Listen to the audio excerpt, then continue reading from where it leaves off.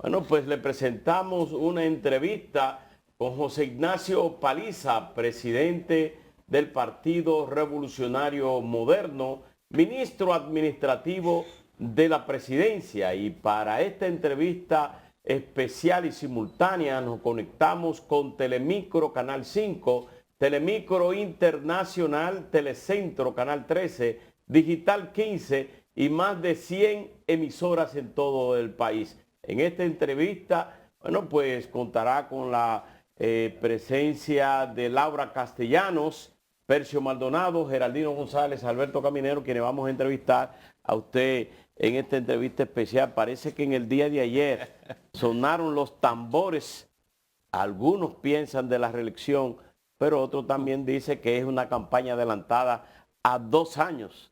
Mira, ante todo, muchas gracias por tenerme hoy aquí y agradezco el gesto de los directivos del Grupo Telemicro por la cortesía de enlazar toda su plataforma. Es bien conocido en República Dominicana de la fuerza que tiene este grupo y de la capacidad que tiene de llegar a una gran parte del pueblo dominicano de diferentes formas. Así que para mí es grato el hecho de que me tengan aquí de esa manera. En el caso suyo, como dice Caminero, se concretó la reelección ayer, porque usted sigue al frente de su partido. Reelecto presidente del PRM. Pero yo decía que el presidente hizo un guiño a la reelección. Laura me decía que era muy sutil eso y que era más evidente, el escenario era más evidente que conducía al 24. Con el llamado a salir a las calles a defender la obra del gobierno. En realidad era una convocatoria institucional del partido de estilo, de aquellas que se dan cuando se producen eventos como ha vivido el PRM, un proceso de renovación y de relegitimar las autoridades partidarias. Y en esta primera fase, pues era importante poder concluirla y de esa manera. Inclusive vale la pena recordar que fue el 15 de junio, hace 4 años, cuando nosotros inauguramos la nueva dirección del partido. O sea que coincidía en el tiempo esta actividad con la realizada en aquel momento. Sin embargo, siempre es de orden que el liderazgo del partido, en este caso la figura central de nuestra organización, que es el presidente Abinader, pues comparta con nosotros una visión de las labores que el partido debe de emprender y que anime a las tropas, por decirlo de alguna manera, de la organización a lo que él entiende que deben ser los próximos pasos como organización con miras a fortalecerse, a consolidarse y a trabajar temas internos que son útiles para los fines del partido y por vía de consecuencia del país, porque nosotros estamos llamados a construir para el país, a construir para los demás. No tenemos una mirada hacia adentro, tenemos una mirada mucho más, que debe ser mucho más integral. Y el propio presidente Abinader ayer, distanciándose de los partidos de la oposición o de las formas en las que algunos partidos de la oposición se comparten, inclusive se atrevió a decir que esto no era un partido que miraba en un líder o miraba en una sola figura, sino que estaba llena y compuesta de hombres y mujeres de mucho futuro y que era un partido del presente, pero sobre todo un partido de futuro.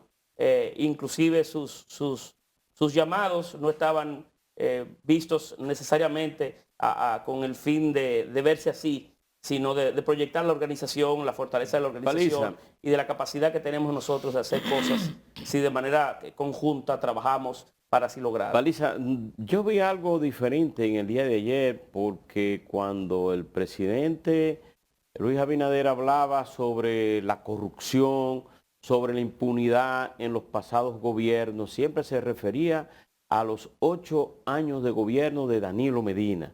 Sin embargo, que fue en los gobiernos del PLD que estuvo Leonel Fernández, esta vez, en el día de ayer, también tocó la parte hacia Leonel. Yo creo que había una estrategia de no tocar, porque como eran partidos que fueron aliados en el sentido de buscar senadurías y algunas alcaldías comunes entre ambos partidos, parece que terminó ese noviazgo con Leonel Fernández. No, el presidente Abinader nunca ha hecho, o intenta nunca hacer alusiones en el plano personal, siempre hace, sus expresiones tienden a tener un aspecto que para cada quien ponga ponga el sombrero donde lo entienda. Usted ya ve dónde lo colocó.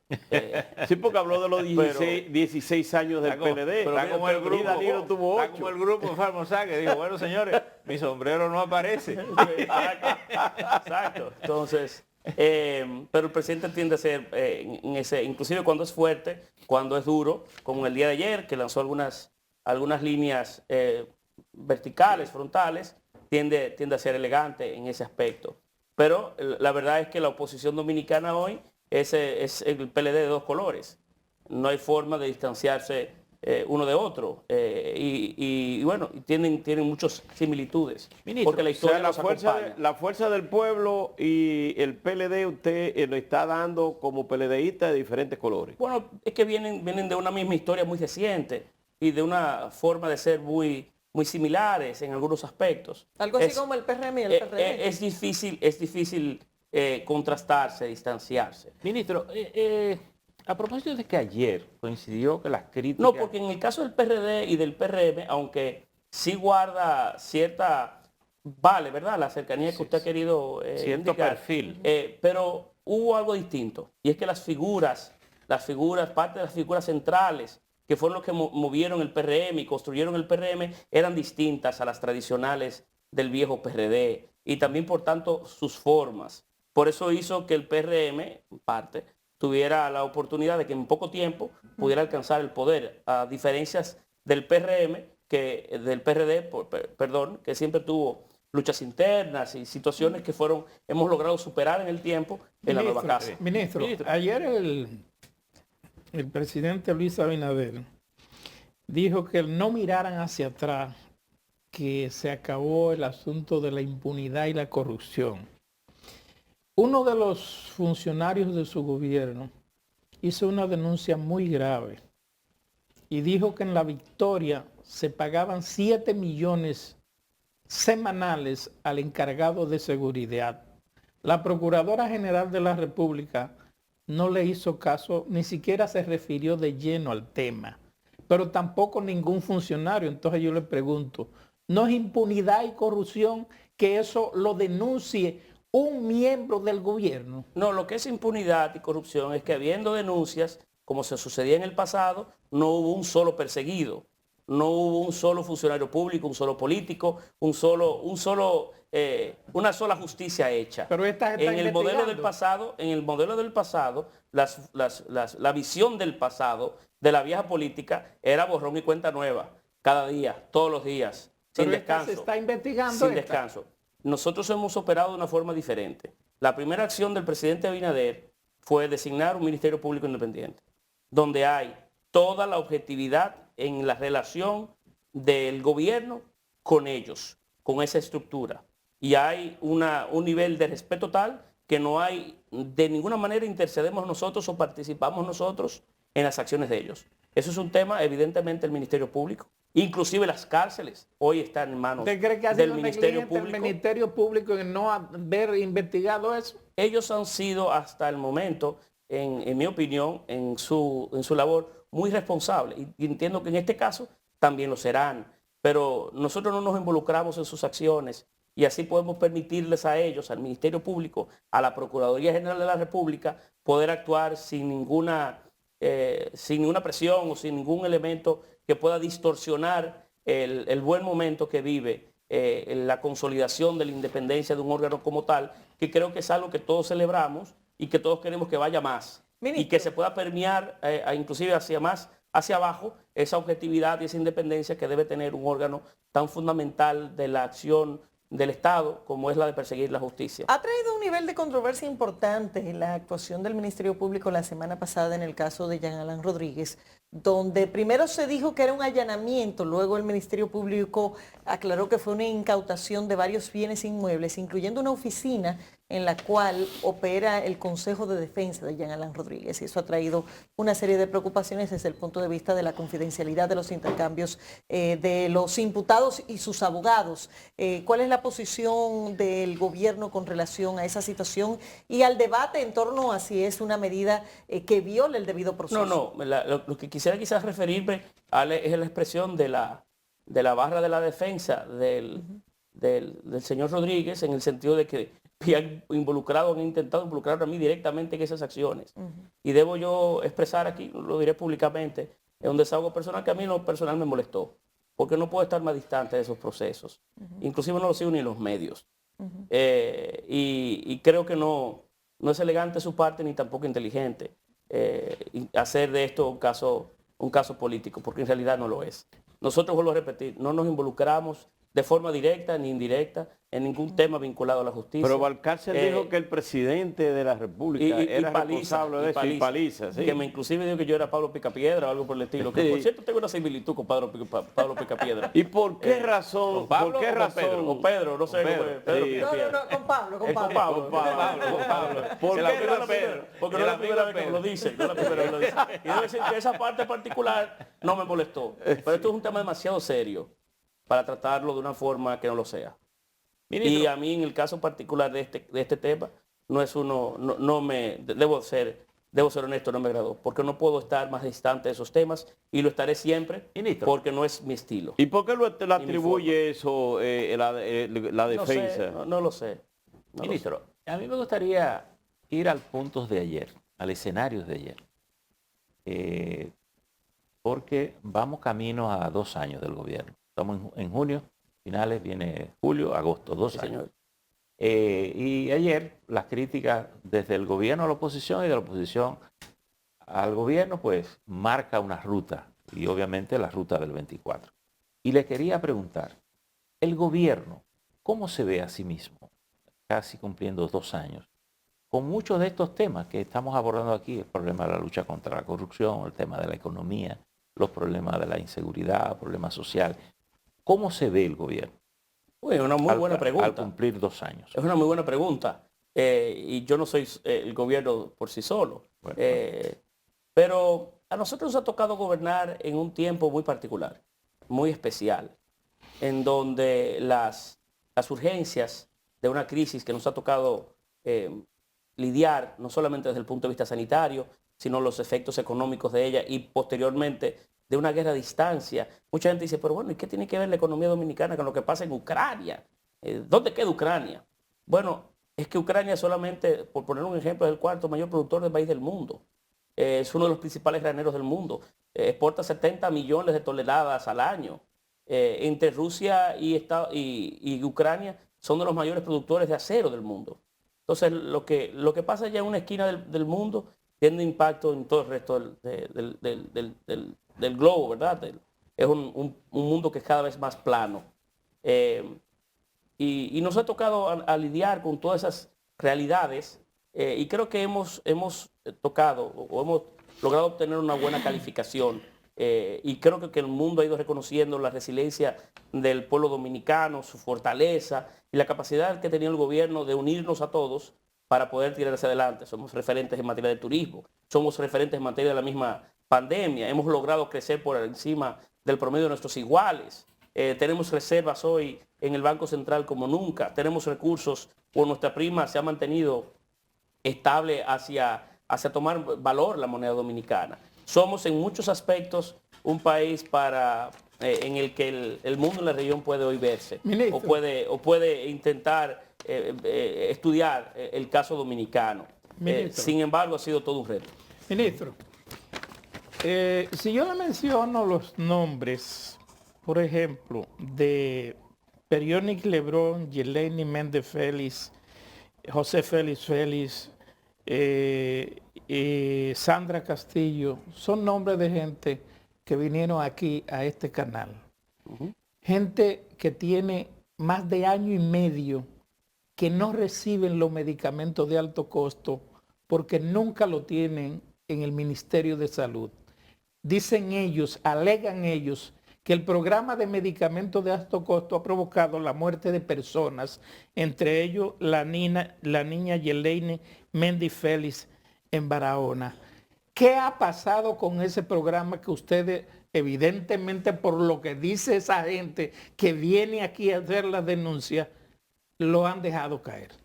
Una denuncia muy grave la que usted expresa. Y yo estoy diciendo la que dice la gente. Sí, pero claro, pero tampoco la pondré en duda. Pero sí me va a permitir a mí poder volver sobre ese tema y estudiarlo, porque realmente no conozco en detalle, ¿verdad?, cómo opera el programa de altos costos, ni si la denuncia, bueno, si hay formas de corregir cualquier elemento que haya o espacio de mejora. Pero permítame poder volver sobre el tema para poder profundizar en el caso, porque no lo conozco.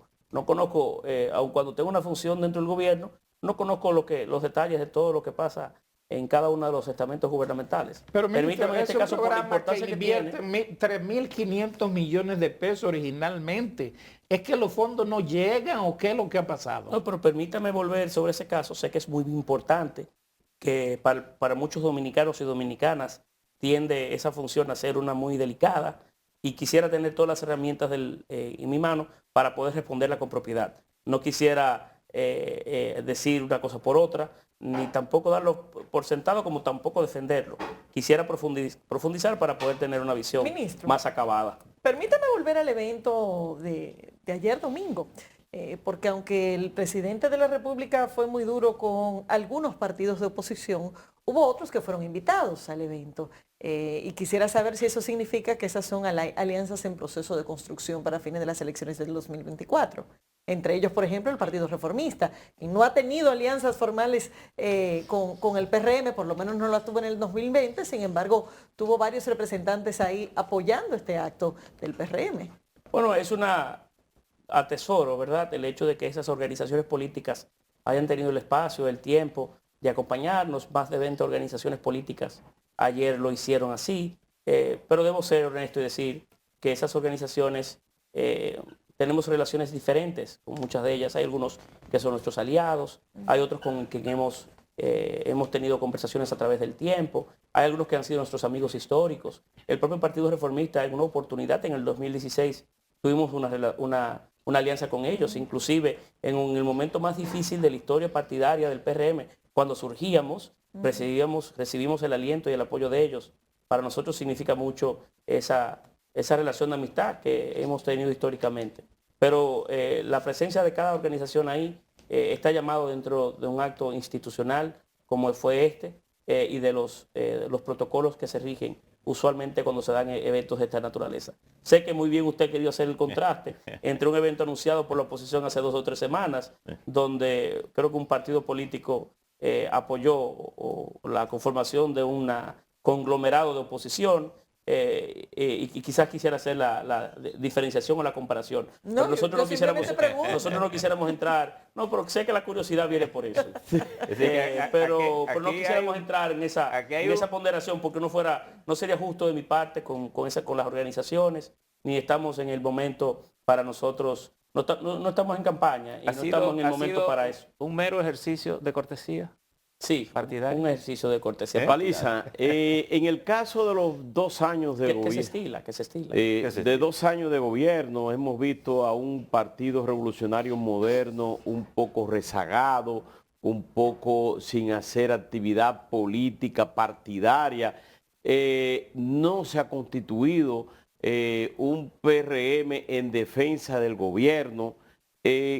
En esto, a partir de su juramentación en la presidencia, reelecto en la presidencia del PRM, ¿qué no esperan? Y sobre todo cuando el presidente dice a la calle, van a salir a la calle, ¿qué significa eso? Sí, porque cuando usted está en el gobierno, un partido está en el gobierno, hay vamos a decir, una sinergia muy real que se concreta entre partido y gobierno, y llega un momento en el que es difícil diferenciarlo, porque aun cuando tienen tareas y espíritu distinto, pero somos los mismos, ¿verdad?, que compartimos ambos espacios.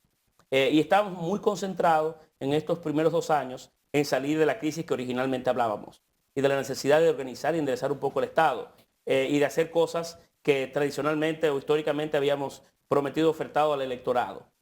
Ha comenzado o ha llamado el presidente la atención de nuestra organización de que es hora de que también comencemos a prestar un poco más de atención a las tareas políticas y a la articulación de esfuerzos dentro de nuestra organización. Estamos llamados ahora a aperturar nueva vez y dejarlo abierto para siempre la inscripción en nuestro partido, al tiempo que depuramos la militancia de nuestra organización, el padrón que hoy tenemos, y lo hacemos crecer para llegar hasta los 3 millones de dominicanos que el presidente Abinader sugirió en el día de ayer.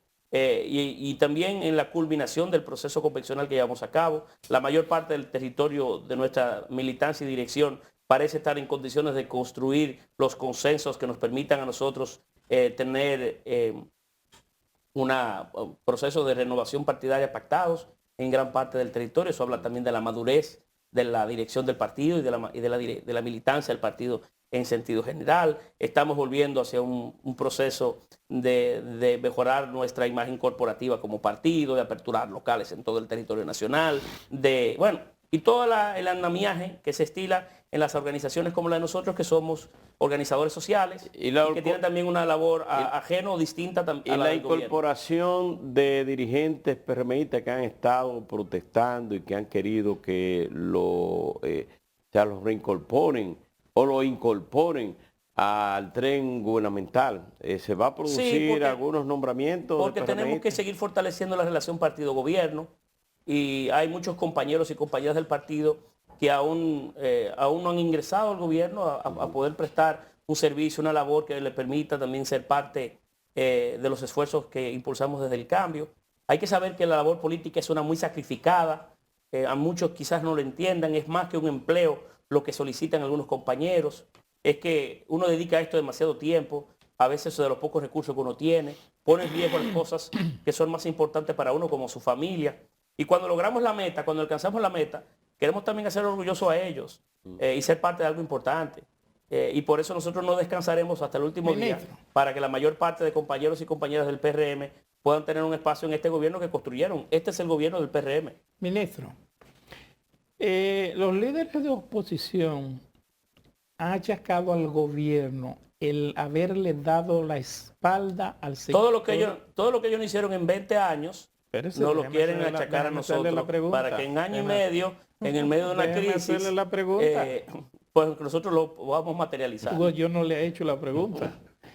Lo acusan de haberle dado la espalda a la agropecuaria. No solo los líderes políticos. El AMPA ha dicho que hay 700 agrónomos cancelados. Dice que de 532 asentamientos agrícolas, apenas 13 tienen tractores para romper la tierra. Van 45 días de haberse aprobado la tasa cero y los precios aún siguen por las nubes. Claro, con el último caso, la realidad es que también los procesos toman tiempo. Nadie aquí pone un contenedor en una semana en República Dominicana.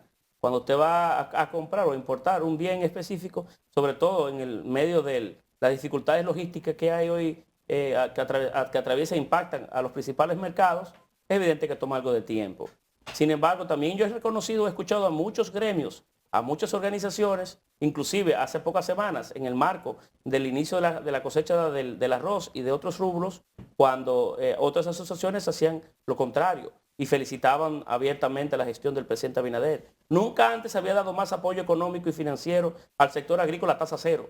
Nunca antes. Miles de millones de pesos a tasa cero en todo el territorio nacional y apoyos de diferentes índoles. Y entonces, si tenemos la tasa cero y ese incentivo a la agropecuaria, ¿por qué los precios están tan altos? Y el campo tampoco ha producido en algunas áreas específicas tanto como ahora. La cosecha del arroz es un ejemplo que ha sido evidentemente distante el crecimiento que ha tenido en producción a años anteriores, porque el mundo vive hoy el shock de diferentes procesos. Solamente el combustible, que usted conoce, cuando llegamos al poder estaba a $40 el barril. Hoy está a 120, a $118 el barril. Y no hay forma de cosechar el campo para seguir su línea sin gasolina, entonces, o sin gasoil.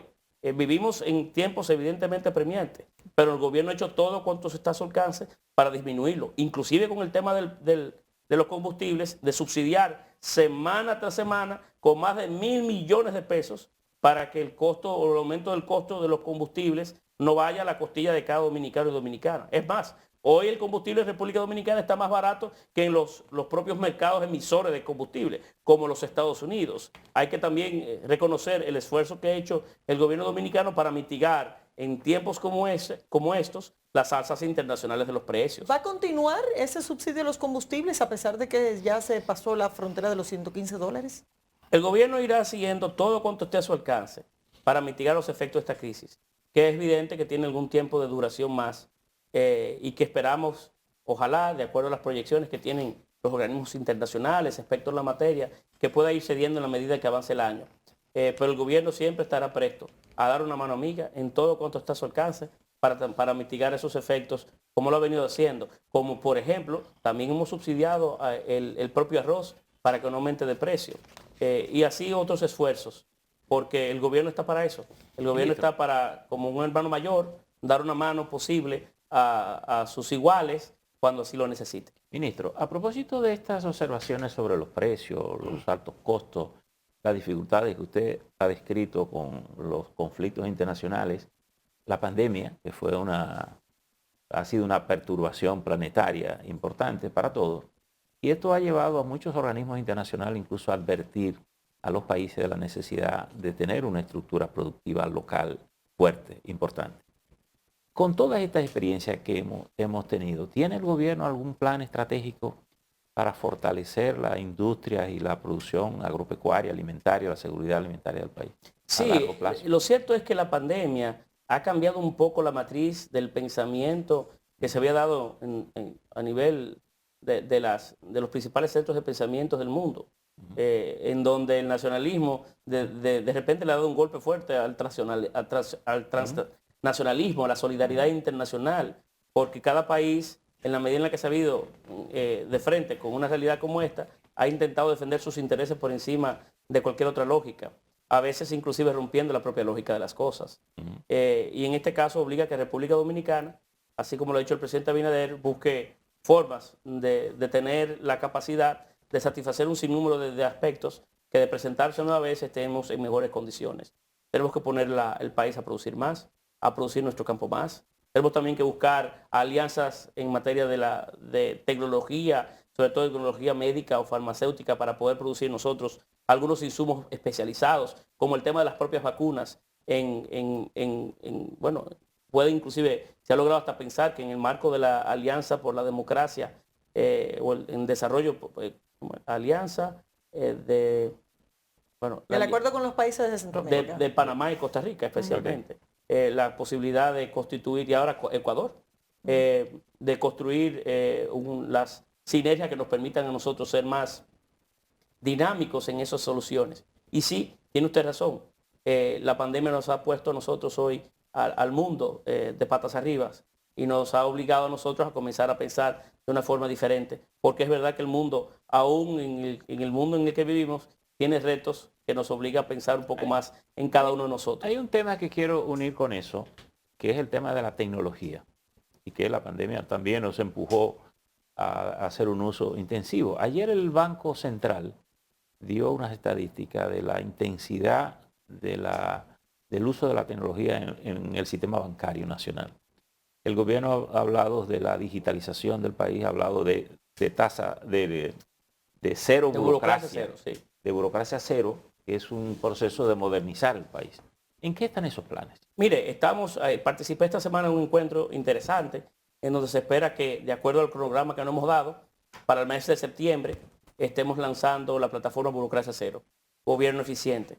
Hoy cerca de 213 dominicanos vinculados a diferentes organizaciones del Estado están en el proceso de fortalecer las estructuras tecnológicas, informáticas y de procesos que hemos identificado, que no parará en septiembre, sino que inicia, porque estamos allí llamados a entrelazar un sinnúmero de procesos, pero que queremos que todo el gobierno esté evidentemente en línea y que cuando un inversionista venga a República Dominicana y quiera sacar un permiso para la construcción de un hotel, no tenga que ir a 20 instituciones y a renovar documentaciones en cada una de ellas y no poder darle seguimiento en el tiempo. Ni tampoco las autoridades correspondientes puedan hacerlo, puedan medir la velocidad de cada proceso, sino que en un solo sistema usted pueda entrar y unir ventanillas y de tal manera que desde allí, centralizado, digitalizado, pueda tener control de cada proceso.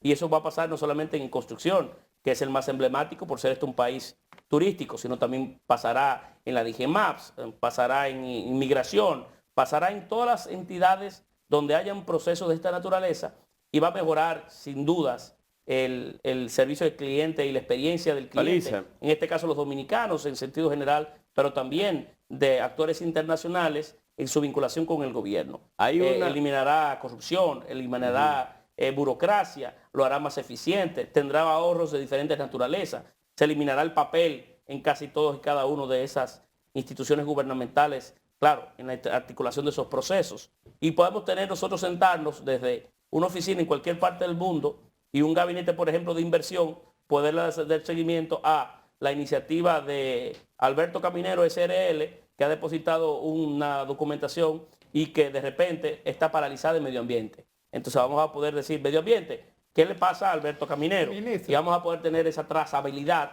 que lo hará mucho más inteligente. ¿Cuál? Para el mes de septiembre la primera parte estará lista. ¿Cuál es la posición del gobierno con respecto al proyecto de ley que pretende crear una nueva provincia aquí en el país? Mira, nosotros como organización y el gobierno también no nos hemos sentado a discutirlo. En el marco de la dirección ejecutiva del partido, Que que no yo se han tengo, sentado a discutirlo, pero fueron todos los diputados y senadores de su partido. no, de casi todos los partidos que lo De aprobaron, todos los de partidos. todas las organizaciones con del excepción sistema. de 4. Bien, parece que es una iniciativa que en el Congreso ha tenido acogida, pero nosotros no lo hemos discutido como organización. Yo quisiera que en el marco de la dirección ejecutiva que debemos de celebrar esta semana del partido, podemos estudiar ese caso y otros que están en la agenda legislativa del Congreso y en el que nuestro congresista tendrá una participación directa o indirecta en la misma para poder tener una posición que sea una más acabada y mucho más amplia, que no sea la de José Paliza. Pero la de Porque José Paliza no se interesa debo también. tener cuidado en alguna oportunidad porque se confunden los roles. A veces uno deja de ser uno mismo y se convierte en presidente de una organización, en un ministro, y las posiciones tienden a confundirse. Pero ya con tienen la aclaración opiniones. hecha, exacto, con la aclaración hecha, es interesante saber qué piensa José José Paliza. Paliza, el dirigente político, Sí, sobre este tema. pero yo quisiera reservarme para poder tener una discusión mucho más amplia. Y además que la posición mía no genere susceptibilidades que no ayuden a la conversación. Permítame yo, desde el punto de vista institucional, poder sentarme con mi partido y nuestros legisladores a estudiar el caso en sentido general. Veo sí usted a mencionó- una parte importante de la población que no se sienta atraído necesariamente con seguir generando fragmentaciones del territorio y demás. Usted Es una vieja discusión que usted se viene dando en mencionó- República Dominicana. Usted mencionó cuando introdujo el documento de Caminero en el proyecto a medio ambiente y el país quedó impactado con el asesinato de Orlando Jorge Mera. Aparte de ser un ministro, era pues sé que era un amigo, dirigente político. Y la gran pregunta que uno se hace, ¿cuántos Miguel Cruz tenemos en la estructura de la administración pública? Justamente con la idea de eliminar la corrupción del país. ¿Qué tanto podemos avanzar en esta materia? ¿Y qué tanto ese crimen vergonzoso puede servir como punto de partida para una transformación definitiva de higienización de la vida pública del país? Bueno, y de la vida en sociedad en sentido general, porque todos tenemos amigos, ¿verdad? Sí. Y todos tenemos relaciones de diferente naturaleza con personas distintas, ¿verdad? A mí, en el caso particular de Orlando, en el plano personal me ha impactado de manera importante. Orlando no era un dirigente cualquiera para nuestra organización. Era un dirigente que tenía mayor importancia en vida que lo que muchos se imaginan. Era un hombre prudente, un hombre que llamaba o invitaba a la concordia, a la conciliación, que tenía posiciones, pero en sus largos silencios también tenía la capacidad de construir mucho y lograr entendimientos, acuerdos. Era un hombre de fino tacto y es una gran pérdida para nosotros como partido y creo que la sociedad también ha perdido un buen ciudadano, un buen ser humano, un buen padre, un buen hermano. Ministro, y a ha sido propósito- contundente para nosotros cómo esto nos ha afectado. En el caso mío particular siempre tuve alguna persona que siempre estuvo ahí para mí. Cuando yo inclusive nunca lo llamé, de repente se me aparecía en una caravana apoyándome en mi senaduría en Puerto Plata. Oh, Orlando, ¿y qué tú haces aquí? Bueno, porque tú me necesitas. Ministro, Y bueno, el país creo que ha perdido un gran ser humano. quiero enlazar esa pregunta de Percio Maldonado con el tema de Orlando Jorge Mera. La semana pasada, precisamente el Día del Medio Ambiente, las universidades de Yale y de Columbia de Estados Unidos dan un informe en donde dice que la República Dominicana ha reducido 15 puntos en lo que tiene que ver con viabilidad ambiental y hace énfasis en el hecho de que estamos muy mal en cambio climático, en contaminación y en desechos sólidos. ¿Qué está haciendo el gobierno frente a esta situación? En el 2020 estábamos en el número 74 de 180 países, hoy estamos en el número 89 de 180 países. Mira, no conozco ese estudio, pero sí es un tema, el del medio ambiente, que a mí particularmente me preocupa y que creo que el país debe hacer un esfuerzo mayor, tanto el gobierno dominicano como la sociedad en sentido general, por prestarle toda la debida atención. Vimos un país pequeño, altamente poblado, densamente poblado, porque cuando no lo creamos, de repente nos hemos encontrado con una población en esta isla de 20, 25 millones de habitantes y por tanto genera una densidad poblacional que deben dar cerca de los 250 habitantes por kilómetro cuadrado, cuando el promedio de América Latina debe ser de 20. Eso hace que la presión sobre el suelo, sobre la tierra y sobre sus recursos, que son de por sí siempre son limitados, pues sea mucho mayor. Hace falta que nosotros nos dediquemos todo empeño, toda fuerza a ordenar el territorio.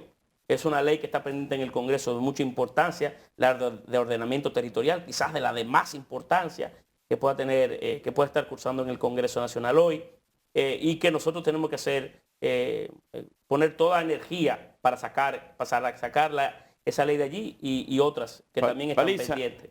Igual el caso en materia medioambiental, nosotros nos encontramos en el paso de todas las vulnerabilidades medioambientales posibles, porque solamente en materia de huracanes, ahora que comienza la temporada, es por aquí donde cursan.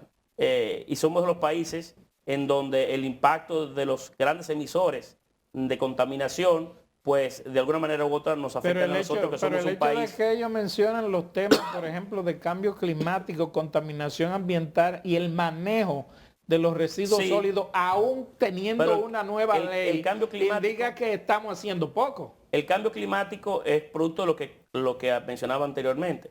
Son los grandes países emisores de contaminantes lo que de alguna manera afectan a países como nosotros, insulares, que no tenemos esa misma realidad. El cambio climático es mucho más, hay que tener una visión mucho más integral que de isla para poderlo entender. Y no somos nosotros quizás los más culpables de la realidad que hoy cursa. ¿Qué está pasando con el Congreso y el gobierno? Que yo siento que no se está trabajando en base a las prioridades que el propio gobierno está estableciendo. Por ejemplo, el presidente se ha estado reuniendo incluso con los voceros de oposición, con su partido, identificando proyectos. Usted mencionaba, por ejemplo, ese proyecto ahora sobre la división territorial, está el tema del agua, está en otros temas, bueno, está la extinción de dominio, seguridad está el Código Penal, está seguridad social que está en proceso y sin embargo parecería que hay una lentitud en esto. En cambio, los legisladores de su partido están avanzando con temas que resultan incluso controversiales, como este de la ley de la intimidad del asunto, que procuran ponerle un bozal a la gente en la boca. Hoy estamos citados para conocer un proyecto de regulación a la publicidad oficial de uno de los legisladores del Partido Revolucionario Moderno, y cuando uno lee la cantidad de ambigüedades que pone esa ley... Ese proyecto es muy viejo. Ese es muy viejo, el de regulación de la publicidad. Inclusive viene de gestiones anteriores, de discusiones de congresos anteriores. Recuerdo yo siendo diputado haberla conocido hace 10 años. Eso no es un proyecto nuevo. Pero lo ha levantado porque el propio gobierno ha nombrado una comisión que la encabeza el doctor José Luis Taveras para un proyecto que lo presentó en la mesa de transparencia e institucionalidad del gobierno, y ocurre que un legislador está presentando otro proyecto. No, es que es un proyecto viejo, no es un proyecto nuevo. Es un proyecto que se ha presentado en legislaturas anteriores. No es parte de una dinámica actual. ¿Y por qué insistir en eso? Porque el Congreso es una cosa si el gobierno está planteando un proyecto. La relación con el Congreso siempre será una para trabajar. Pero lo cierto es que es un cuerpo distinto al nuestro. Claro, hay hombres y mujeres que pertenecemos a la misma organización y tenemos que siempre coherenciar una agenda y coherenciar acciones y estar presentes sobre todo en votaciones que son importantes y que tienen son parte de la estructura central ideológica y de cómo pensamos. Pero el Congreso es un cuerpo distinto que también tenemos que que cuidar y respetar la diferenciación entre ambas entidades, aun cuando en gran parte somos miembros de una misma organización. Paliza, pero son cuerpos que hay pero que cuando que el respetar. propio presidente se ocupa de dar un seguimiento, se supone que lo que está procurando es un consenso de identificar esas prioridades. Correcto. Para que el país y avance. lo hacemos de forma constante, Claro. no solamente con los legisladores de nuestro partido, sino como muy bien usted ha definido, con legisladores de todas las bancadas. El presidente ha tenido la visión, como pasa en otros países. En Estados Unidos es un buen ejemplo, de llamar a una mesa a los voceros de todas las organizaciones políticas y hacer especie de talleres. Hemos dedicado horas en reuniones para estudiar la agenda que está sobre la mesa y cuáles son las prioridades del gobierno y por qué. Y una parte importante de esos proyectos han ido saliendo y hemos podido ir construyendo junto a ellos. Hay otros que son, las diferencias políticas también lo hacen un poco ralentizarse en el tiempo, se hace un poco más, toma un poco más de tiempo. Pero hemos podido construir alianzas más allá de nuestras diferencias para sacar legislaciones importantes. Y es un modelo que tendremos que seguir practicando a través del tiempo. Y quiero agradecer y felicitar a los partidos de oposición por la madurez que han tenido de permitirle a sus legisladores sentarse en una mesa con el oficialismo para poder construir soluciones para todos y todas. Paliza. Más allá de nuestras diferencias, buscar los elementos que nos unen. Paliza, hay una preocupación en la República Dominicana y es la invasión pacífica haitiana. Pero no lo digo de una manera manipulada. Ciudadanos dominicanos que viven en la frontera y en ciudades importantes del país abandonan esos lugares para irse a lugares céntricos. Pero ciudadanos haitianos que vienen a la República Dominicana a través de la frontera de manera legal, de manera ilegal, y se instalan. Por eso podemos ver en Villalobos, si hay 2.000 personas viviendo ahí, hay 1.500 que son ciudadanos haitianos, 500 dominicanos. Pero está también Montecristi, está Elías Piña, está el caso de Pedernales, está el caso de aquí de la ciudad de Santo Domingo, el Gran Santo Domingo, la gran cantidad de ciudadanos haitianos. ¿Qué vamos a hacer para evitar precisamente ¿Qué estamos haciendo? Porque no es posible fortalecer la población de la frontera sin generar oportunidades en la frontera. Yo decía una oportunidad que el mejor muro que se podía construir en la frontera era empleos, era trabajo.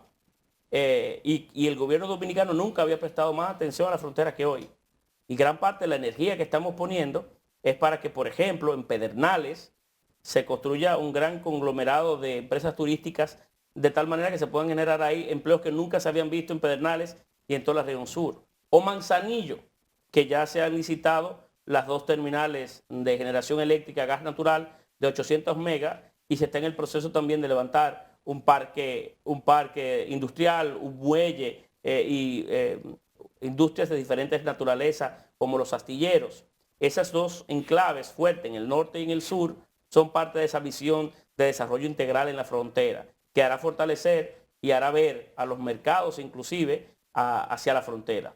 De igual manera, el hecho de que hoy también se esté en proceso de planificación para levantar mercados binacionales en Elías Piña, en Jimaní. Se ha hecho un esfuerzo para ver la frontera desde un punto de vista integral, porque no solamente tenemos las vulnerabilidades migratorias, sino también de seguridad del Estado y de mejorar los puntos de encuentro aduanales entre ambos países, de tal manera que podamos tener más control de qué entra y qué sale por allí. Pero, ministro, además de la verja perimetral inteligente que ayudará a fortalecer esos controles. ¿Qué teme el presidente de la República cuando primero no firma la resolución de California? Ahora no podemos firmarla, pero además hablaba la resolución de que los países signatarios estaban comprometidos con los asilos políticos y económicos y entonces podría malinterpretarse el caso nuestro en un país que somos el único país en esta región, parte del mundo y de los pocos del mundo que estamos enmarcados en una pequeña islita dividida por 2 países. Es un tema que nosotros hoy vivimos una realidad totalmente diferente a nuestros pares de la región. Estados Unidos firmó esa resolución. Entiendo que sí. fueron ellos los promotores. Sí, definitivamente. Sí. Pero el tema del muro, que es una de las principales obras que ha anunciado este gobierno y que el presidente se trasladó hasta Dajabón para dar el primer Picasso en el mes de febrero, se había anunciado que tendría 7 meses de duración el proceso de construcción en su primera etapa. Eso fue en febrero, han pasado ya casi 4 meses. Yo personalmente estuve en Dajabón la semana pasada y como siempre es el esfuerzo del Grupo Telemicro cuando nos los trasladamos a las provincias, queremos darle visibilidad a esos temas. Hay 860 metros construidos hasta el momento de los 54 que el gobierno se ha propuesto en esta primera etapa. ¿Cómo usted entiende que van a cambiar esos tiempos? Porque definitivamente esos 7 meses proyectados no van a ser posibles al ritmo que van los trabajos. ¿Y cuál es la solución que se va a buscar para los propietarios y residentes de terrenos productivos y de viviendas que se encuentran en el paso del trazado que se tiene previsto para la verja? Mire, usted sabe que el gobierno dominicano tiene inclusive constitucionalmente la obligación de proteger el territorio y de poder trazar proyectos que para el desarrollo de la frontera sean de interés colectivo. Este es uno de los casos. Y tenemos que todos hacer un esfuerzo, los directamente implicados y los que no, para hacer de este proyecto una realidad. El muro de la frontera, yo era uno de los que no necesariamente me sentía del todo identificado con él por sí solo, sino estaba acompañado de los esfuerzos integrales que comentaba anteriormente, sino que tiene que ser parte de un complemento, de una acción mucho más integral, mucho más holística que simple y llanamente el levantamiento de un impedimento físico. Pero no hay dudas de que en la medida que avance el tiempo y de las vulnerabilidades que vive el vecino país de Haití, sobre todo hoy que vive dramáticos de dificultades en materia de seguridad interna, con el apoderamiento de bandas a gran parte del territorio, que el pueblo dominicano tiene que mejorar o ayudar a mejorar su protección en la frontera. Y este muro, que también tendrá un componente de inteligencia importante, será fundamental en ese trazado. Ministro. Y los amigos de la frontera tienen que hacer el esfuerzo también para viabilizar el levantamiento de esto. Y claro, el gobierno, dentro del marco de la legalidad, dentro del marco de las obligaciones legales que tenemos como país, también, si hace falta, resarcir a algún ciudadano de allí, pues hacerlo de acuerdo a lo que establece el marco legal de la República Dominicana. Ministro, la semana pasada, uno de los organismos del Estado que tiene que ver con la seguridad y la delincuencia en el país dijo que la seguridad y que la delincuencia se había reducido en un 25%. Sin embargo, los atracos, los robos, las muertes, a cada rato usted la ve en las redes y en los programas de televisión. Sí. ¿Realmente es una cifra verdadera o es una percepción o qué es lo que está pasando? No, porque los atracos y los asaltos continúan. No, inclusive tuve la oportunidad de conversar con el ministro de Interior y Policía a raíz de esas declaraciones suyas y me expresó que eran tal cual. Cuando usted medía tiempos, medía por ejemplo, el mes de junio, los días que tiene interpuesto estas medidas, junto o en contraste con junio del 2020 o del 2019, que es un año más comparativo por el hecho de que había libertad en las calles porque no existía pandemia. En el 20 estábamos trancados. Sí, No había quien robar. entonces es evidente que ha habido una reducción del mismo. Pero vivimos hoy en una sociedad muy informada, en donde también las redes sociales no ayudan a generar, digamos, que la percepción sea la justa. Ministro, sino El que desarmen de la población está previsto.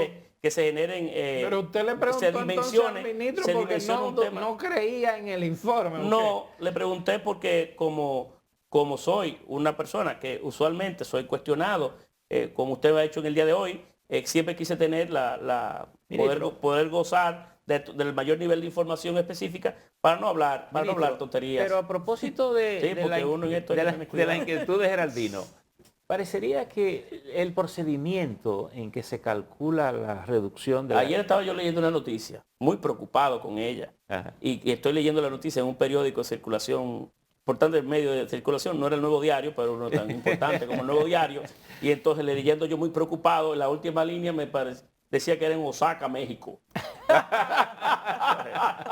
Nunca saben esto. Bueno, decía que parecería que hay que cambiar un poco la metodología de calcular el tema de la inseguridad. porque cuando se relaciona la criminalidad, se refiere más a personas fallecidas. Y ocurre que aquí la mayoría de los casos no son de personas fallecidas necesariamente, sino de atracos, raterismo, asaltos en los sitios públicos, que pueden morir algunas personas, pero no se trata exclusivamente de criminalidad. Es decir, que cuando usted relaciona los crímenes y personas fallecidas, posiblemente haya una baja ahí. Mire, sin embargo, la inseguridad puede ser mayor. sí, pero uno de los elementos que necesitamos prestar toda atención, y el gobierno lo ha hecho así, inclusive es parte de la dinámica que se está construyendo en el marco de toda la reforma al sector de la seguridad ciudadana, es el de estadística. El gobierno dominicano no tenía estadística en materia de este tema. O sea, estadísticas que se fueran del todo precisas y que uno pudiera utilizarla de manera inteligente para disminuir los niveles de criminalidad. El modelo de Giuliani en Nueva York, que fue el que permitió de una forma mucho más precisa atenderlo con informaciones que se pudieran obtener del territorio. Y hoy estamos interponiendo en República Dominicana esos elementos para poder tener mejores estadísticas y poder prestarle atención de manera inteligente a la criminalidad. Es uno de los grandes logros que se han ido imponiendo en los últimos tiempos y que serán de gran utilidad para el pueblo dominicano. Claro, no nos permitirá necesariamente medir con el pasado, porque en el pasado no existían estadísticas, pero nosotros hoy vamos a poder tener una con mayor nivel, o digamos no había estadísticas creíbles o confiables o con mayor nivel de precisión. Hoy vamos rumbo a tenerlas y será una herramienta muy importante. Ministro, ¿cuál es la posición del gobierno con respecto al memorándum que le envió la policía a todos sus miembros de que tienen que ir a las iglesias? ¿Eso es una violación a la Constitución y a la libertad de cultos? Mire, yo vi la circular en las redes sociales, como usted lo vio, y no he tenido la oportunidad de contrastar si es cierto o no. Pero claro, si fuera así, aquí todo el mundo debe tener la libertad de acudir a los espacios espirituales que entiendan, si también lo entienden oportuno hacerlo. Estoy con usted en ese aspecto. Pero no conozco si la circular es cierta o no. Y como vamos de controversia en controversia en si este usted ve país. que usted no quiere ir a la iglesia. Está en contra de la iglesia. Está en contra de la iglesia. La policía diría que es para calmar los espíritus. Es que yo no soy policía. Pero en un tema muy parecido al que trae Geraldino, ha traído también controversia una comunicación del Hospital Robert Reed Cabral con el tema de enseñanza obligatoria del creol a personal médico de esa institución. No, nada puede ser obligado. Nada puede ser obligado. No sé si es también el caso, pero en ningún aspecto el gobierno dominicano y ninguna estructura oficial y tampoco privada puede obligar a nadie en contra de sus derechos y de sus prerrogativas constitucionales inclusive. Cualquier elemento, cualquiera de nosotros que en algún momento determinado, creyendo que puede ser útil una medida tal o cual, interponga una obligatoriedad que sea contraria a esos fundamentos, pues evidentemente nosotros no podemos aplaudirlas o celebrarlas. Se está anunciando por la situación internacional de la invasión de Rusia a Ucrania. Se habla de una hambruna, porque usted empezó hablando precisamente de eso, que 70.000 millones de quintales. Casi 80 millones. Casi 80 millones. Pero es el 15% de la población mundial del planeta que distribuye tanto maíz como soya como otros rublos. ¿Está la República Dominicana preparada para esos embates internacionales de desabastecimiento aquí en el país? Algo que ha hecho el presidente Abinader de forma constante a través de esta crisis es reunirse tanto con los productores nacionales como con los importadores en diferentes oportunidades para poder garantizar que en República Dominicana no haya desabastecimiento. Y como usted sabe, en nuestro país no ha habido desabastecimiento. Y tenemos garantía del sector productivo nacional que en el transcurso de este año así se producirá. Entiéndase que no hay garantías del suministro de alimentos de primera necesidad y de los principales productos que consumimos los dominicanos y las dominicanas en todos sus aspectos. Inclusive países importantes como los Estados Unidos, hemos visto lo que ha pasado con la leche, sobre todo la leche para la niñez temprana. En el caso de República Dominicana no hemos vivido escenarios como ese. Y tenemos garantías y estamos haciendo el trabajo del lugar, el seguimiento del lugar, para que en República Dominicana no haya desabastecimiento, como hasta la fecha no ha habido. Ministro, ahorita no me quedó claro cómo cambian los plazos con el tema del muro, porque cambiamos de tema. Esos 7 meses, ¿hasta cuándo se van a extender en Es que no conozco el detalle de los tiempos, pero me parece que era 7 meses a partir del momento en el que se iniciaba. Pero en todo caso se está trabajando. Y se está trabajando a buen marcha, a buen ritmo. Y se está haciendo un esfuerzo para cumplir con las metas establecidas. Y tenemos con los contratistas la presión sobre ellos para que puedan cumplirlo en el tiempo hábil. Hay los recursos que están previstos y apropiados para este tema. Cada peso está debidamente identificado y en la planificación que hemos establecido estarán disponibles desde el punto de vista de la responsabilidad gubernamental para cumplir con el mismo y que no se detenga por un tema financiero. ¿Y esos recursos también incluyen las posibles indemnizaciones para estas más de 100 familias a raíz del decreto que dio el presidente que declara de utilidad pública estos terrenos? Mire, vuelvo a repetir, cualquier derecho que en el marco de la ley tenga que ser resarcido, el gobierno dominicano cumplirá con su parte, siempre y cuando la norma así lo establezca. Usted puede tener la tranquilidad de que esto es un gobierno institucionalista, legalista y que no hará nada en contra del marco de la ley. Ministro, camino a estos 2 años que va a cumplir el gobierno en agosto. Pero celebremos el hecho de que estamos haciendo y que estamos construyendo la frontera y que se está levantando una verja perimetral inteligente. Apoyémoslas todas. No busquemos los elementos que nos distancien de lograr la meta, sino de estimularla. Vamos a aplaudir el hecho de que se está trabajando y de una forma acelerada. Yo creo que tenemos que cambiar un poco dejar a un lado el pesimismo de las cosas y buscar los elementos que sean lo que evidentemente nos unen. Y en este caso nos une, yo creo que el hecho a la población dominicana casi en pleno de que la frontera se esté levantando una verja que nos permita tener mayor control. Pero parece que hay bastante usted mismo la apoya. Una cosa no quita la otra. No, bajo ninguna circunstancia. Que se sigue y pero se quiero que veamos el vaso medio lleno y no medio vacío. Lo que pasa es que para los propietarios de esa casa el vaso se ve medio vacío. No, pero ya eso son más de 100 familias. Ya eso será un tema que se atenderá debidamente. Ministro, descuide que eso será un tema que tendrá toda la oportunidad del mundo para tratarse de acuerdo a la ley. Quería conocer cuáles son las metas que el gobierno tiene para sus próximos 2 años de gobierno. Bueno, nosotros tenemos un conjunto de iniciativas que hemos venido desarrollando a través del tiempo, que es evidente que la propia crisis en algunos casos nos ha obligado a prestar más atención a algunos elementos o algunas áreas sobre otras, y que el día a día nos obliga a que sea así. Pero nosotros venimos con una agenda de trabajo desde la campaña hasta el día de hoy que vamos a seguir impulsándose adelante.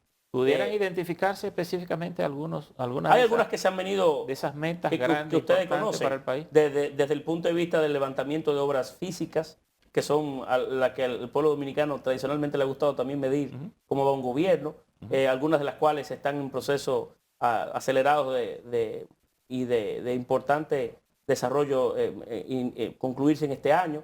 Por ejemplo, la viabilidad de toda la región sur del país, con carreteras importantes como las circunvalaciones de Baní y Asua. Monte Grande, por ejemplo, ¿pudiera quedar terminada este año la presa? Yo esperaría que sí, pero es una obra que también está vinculada al propio manejo de la naturaleza, por su forma de ser. Claro, creo que los elementos que han hecho que la obra no tenga el ritmo que muchos quisiéramos no tiene que ver con eso.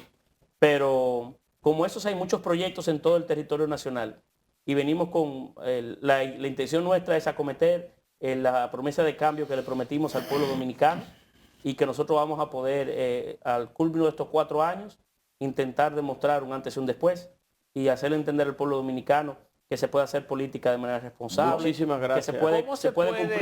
Que se puede cumplir con la palabra empeñada, que es necesario la unificación de los intereses nacionales para lograrlo, y que hay 2 modelos.